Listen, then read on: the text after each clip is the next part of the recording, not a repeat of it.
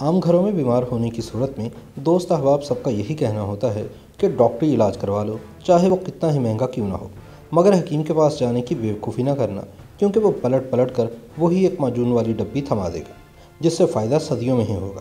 لیکن حیران کن بات یہ ہے کہ سائنس اور ٹیکنالوجی کے بڑھتے ہوئے دور میں دنیا بھر میں ایلوپیتھی کی مانند اب ہومیوپیتھک علاج اور حکیمی دواؤں کے استعمال کا رجحان تیزی سے بڑھ رہا ہے۔ جڑی بوٹیوں کے طریقہ علاج کو پیتھوپیتھی، ہربلزم اور نباتاتی ادویات کے ذریعے علاج کے نام سے بھی جانا جاتا ہے۔ تحقیق کے مطابق پاکستان میں 76%، جرمنی میں 90%، ریاستہائے متحدہ امریکہ میں 158 million, Japan 50%، India 3.8%، Australia 46%، France 49% اور کینیڈا میں 70% لوگ ہومیوپیتھک ادویات اور جڑی بوٹیوں کا استعمال کر رہے ہیں۔ ماہرین کا خیال ہے کہ ہربل ادویات کے استعمال میں اضافے کی وجہ لوگوں کا یہ عقیدہ بن گئی ہے کہ پہلے تو یہ کہ ادویات سستی ہیں اور ان کو کھانے کے کوئی سائیڈ ایفیکٹس نہیں ہوتے۔ بے شک دیر سے شفا ہو، مگر آج نہیں تو کل ان ادویات کا فائدہ ضرور ہوگا۔ عالمی ادارہ صحت ورلڈ ہیلتھ آرگنائزیشن کے مطابق دنیا کی 86% آبادی ہربل ادویات کا استعمال کر رہی ہے۔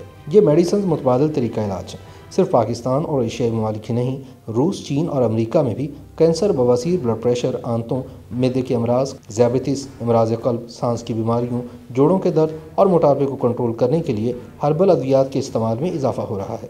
آئے روز عالمی مارکیٹ میں ہربل دواؤں اور ان کی لاگت میں اضافہ دیکھنے میں آ رہا ہے۔